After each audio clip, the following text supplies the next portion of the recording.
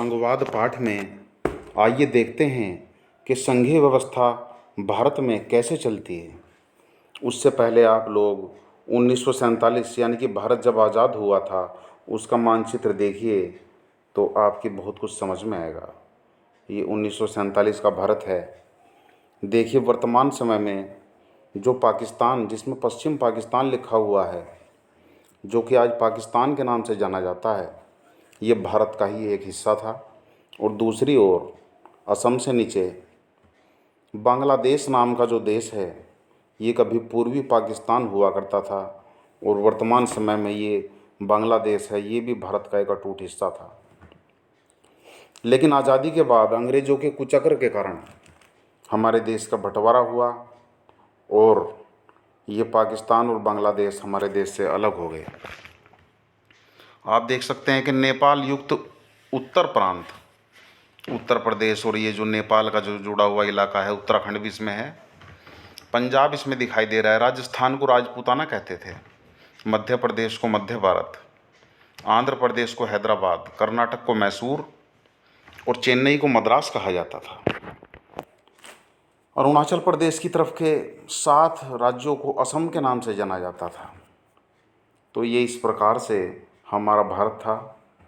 देश आज़ाद हुआ, अलग अलग हिस्सों में टूट गया। लेकिन अब राज्यों का गठन कैसे हो, तो भाषाओं के आधार पर राज्य बनाए गए। जिसकी जैसी भाषा उस राज्य का वही नाम रख दिया गया। देखिए ये वर्तमान समय का ये चित्र है। अभी इसमें आपको तेलंगाना दिखाई दे रहा है। ये भारत का मानचित्र है।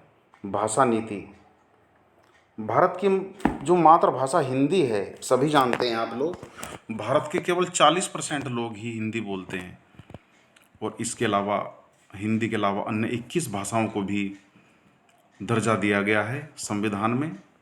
आप किसी भी भाषा में परीक्षा दे सकते हैं।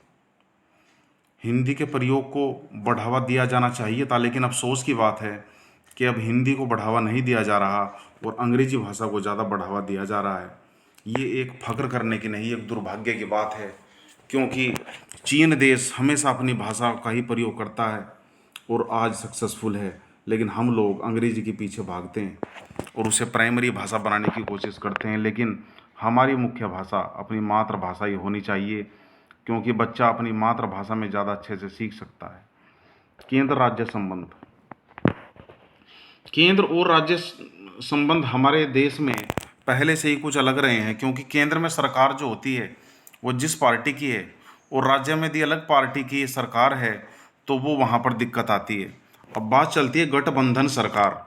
देखिए गठबंधन सरकार क्या है कि यदि किसी राज्य में या देश में चुनाव हुआ, लोकसभा या विधानसभा की बात कर रहा हूँ, तो उस चुनाव में यदि किसी एक दल को स्पष्ट बहुमत नहीं मिलता, जितनी आवश्यक सीटें चाहिए उतनी नहीं मिलती, तो 2 या 3 पार्टियां मिलकर अपनी एक सरकार बना लेती हैं, उसे गठबंधन सरकार कहते हैं। ये देखिए इंदिरा गांधी जिस समय हमारे देश की प्रधानमंत्री थी, ये सभी राज्यों के जो मुख्यमंत्री हैं वो कटोरा लिए खड़े हैं और अपने राज्यों के लिए ज़्यादा शक्तियों की मांग कर रहे हैं। ये कार्टून ने दिखाया है। और गठबंधन सरकार, ये अटल बिहारी वाजपेयी जी हमारे देश के प्रधानमंत्री जब रहे तो कई दलों को एक साथ मिलाकर उन्होंने अपनी सरकार बनाई थी, इसलिए उन लोगों ने बीच में समर्थन वापस ले लिया, तो उनकी सरकार पहले मात्र 13 दिन के बाद गिर गई थी और फिर 1 साल बाद गिर गई थी। इसे कहते हैं गठबंधन सरकार। ये पटाखों के ऊपर बैठे हैं, सिंहासन के ऊपर, क्योंकि जब भी कोई काम करना चाहते हैं तो उनकी सहयोगी पार्टी उसमें टांग अड़ा देती है। इसलिए गठबंधन सरकार जब होगी तो देश का विकास कभी नहीं हो सकता। ये भारत की भाषाई विविधता है। देखिए ये यहाँ पर एक लिस्ट दी हुई है कि कितने लोग, यानी कि 43% लोग हिंदी बोलते हैं और उसके बाद सबसे ज़्यादा जो भाषा बोली जाती है वो बंगाली भाषा है भारत में।